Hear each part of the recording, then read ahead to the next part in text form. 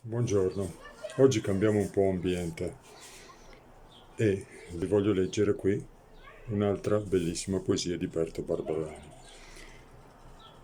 A un albero de Persego, bel persegheto nato in campagnola, quante rosarie posito contar?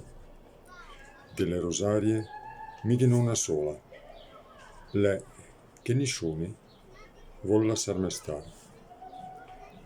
Le passarine che par aria sgola, alla mattina le mie vien a beccar, e i fioi de tutti che a brusà la scola, furia de sassi, i me vorria copar.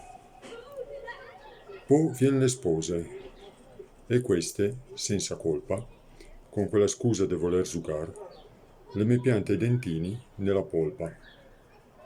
Bel persegheto, nato in campagnola, non vede meglio de sentirsi dar dei smorsegoni da una bella fiola.